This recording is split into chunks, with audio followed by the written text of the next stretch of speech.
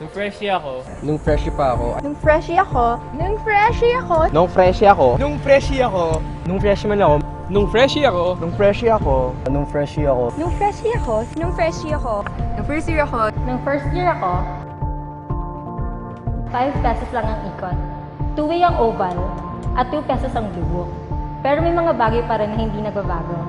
May cheese corn pa rin sa SC, wala pa rin jeep na umaabot sa AIT, at every April may sunflower pa rin sa University Avenue.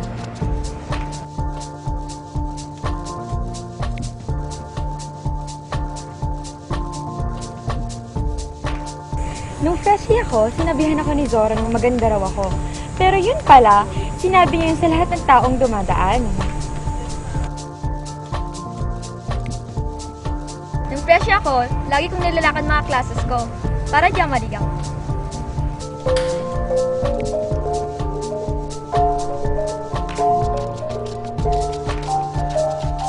Nung freshie ako, taga-music lang yung friends ko. Now I have friends from every college.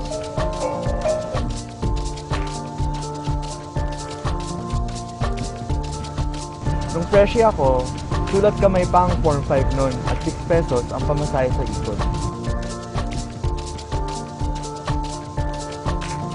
Nung freshie ako, ayoko nung course ko.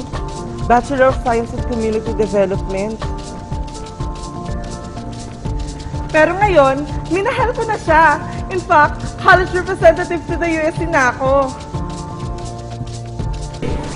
Nung freshie ako, akala ko yung Toki, joke time lang. Pero hindi pala. Yung Toki, tunay siya at ito lang yung jeep na dumadaan ng math. Di ba? Ang galing?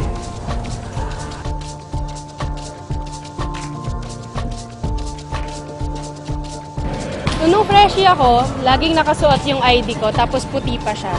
Ngayon, nasa wallet na lang siya, tapos yellow na siya.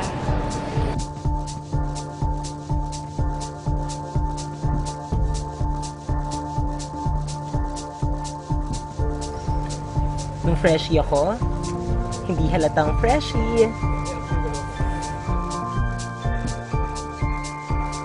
Nung freshie ako, taga UPLB ako. Pero gusto ko maging guro ng bayan. Kaya lumipat ako dito sa Diliman.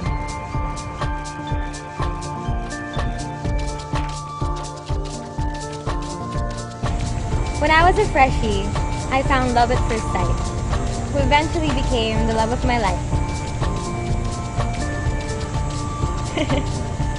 Don't ever lose hope.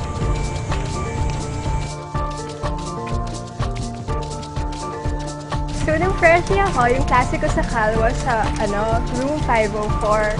Pero namali ako ng pasok ng building, which is sa FC, sa Faculty Center. Tapos nakita ko yung mga rooms 1,000 plus. Nagpanic ako. Pero eventually, nakapasok din ako sa designated room ko. Pero tapos na yung class.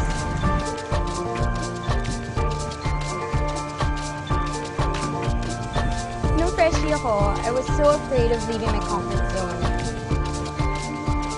But now, I couldn't picture myself in any other place but here.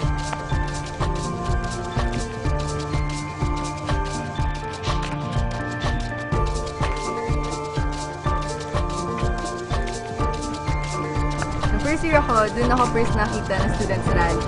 Dun ko rin na-realize na meron palang greater sense dun sa pagiging scholar ng bayan. Nung freshie ako, hindi ko alam yung ibig sabihin ng PBA. Kaya tuloy hinahanap ko yung mga klase ko sa bahay ng alumni.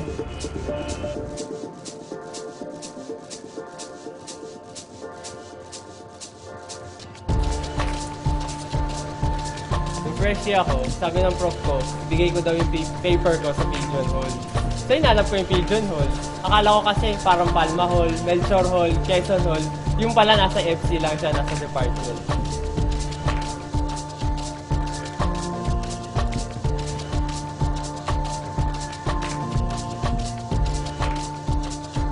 Nung freshie ako, isang tanghali sa AS, bigla akong tumigil kasi may tumunog.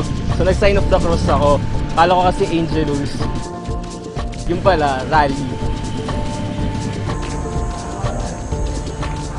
Nung freshie pa ako, I knew that my life would be an adventure in UP. Kaya gumawa ako nitong bucket list, parang adventure list. And yun nga, ang dami ko natutunan dun, ang dami ko na-experience dun. Kaya I'm telling you guys, you should make one, like a bucket list sa inyo, buong sa inyo sa UP. And hindi kayo magsisisi.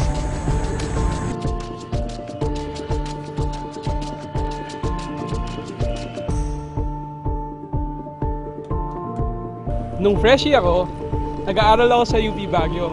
Kaya pinagsikapan ko makarating dito sa Diliman. Nung freshie ako, sobrang excited akong ma-experience ang UP Fair, Cinemalaya, Lantern Parade, at Oblation Run. Nung freshie ako, sumakay ako ng ikot mula AS papuntang FC.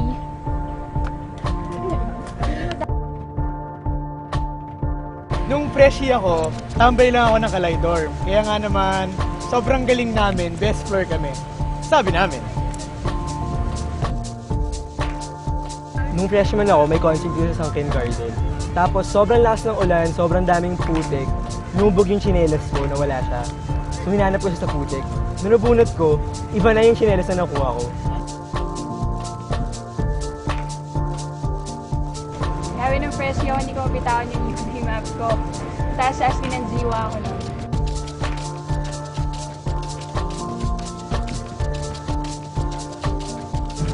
Yung freshie ako, ang gusto ko lang ay graduate on time and syempre graduate with honors. Pero ngayon, I have learned a lot of things that made me think for the betterment of this country. It made me feel for the people.